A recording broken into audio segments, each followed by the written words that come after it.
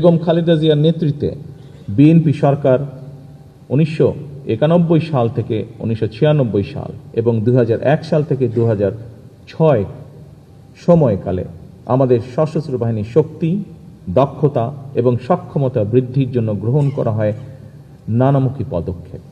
1991 সালে বিএনপি সরকার দায়িত্ব নেবার পর আর্ম ফোর্সেস ডিভিশন পুনর্গঠন করে 3 বাহিনীর মধ্যে সমন্বিত ভূমিকার পথ প্রশস্ত করা হয়। এই সময় সেনাবাহিনীর সক্ষমতা বৃদ্ধিতে 21টি ট্যাঙ্ক, 670টি ATGM, 105টি APS, 37 মিলিমিটার বিমান বিধ্বংসী গান সহ ইউনিট গঠন, 74টি 122 mm গান সংযোজন, আর্মি এভিয়েশনের জন্য 3টি বেল হেলিকপ্টার সহ অনেক অস্ত্র এবং সরঞ্জাম সংযোজিত হয়েছিল।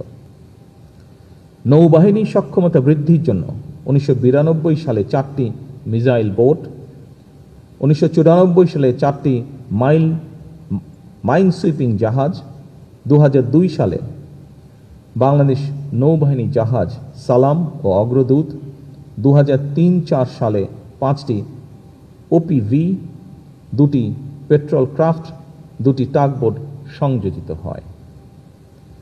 ত্রিমাত্রিক নৌবাহিনী গড়ে তোলার লক্ষ্যে 2003 সালে 4টি সাবমেরিনের সমন্বয় সাবমেরিন স্কোয়াড গঠনের নীতিগত অনুমোদন হয়, যার ধারাবাহিকতায় 2017 সালে 2টি সাবমেরিন নৌবহরে সংযুক্ত হয়েছে। যুদ্ধ জাহাজ ও টহল সক্ষমতা বৃদ্ধি, উপকূলীয় নজরদারি এবং সামগ্রিক নিরাপত্তা ব্যবস্থার উন্নয়ন এবং আন্তর্জাতিক সহযোগিতা সম্প্রসারণের মাধ্যমে বাংলাদেশের নৌবাহিনীকেও আরও শক্তিশালী ও কার্যকর বাহিনী হিসাবে গড়ে তোলা হয়েছিল। বিমান বাহিনীর শক্তি বৃদ্ধির জন্য 1991 থেকে 96 সাল এবং 2001 থেকে 2006 সালের মধ্যে 15টি Mi-17 হেলিকপ্টার, 22টি F-6 যুদ্ধ বিমান, 8টি L-39ZA যুদ্ধ বিমান, 12টি T-37B যুদ্ধ বিমান, একটি N-32 পরিবহন বিমান এবং 26টি PT-6 প্রাইমারি প্রশিক্ষণ বিমান ক্রয় করা হয়েছিল।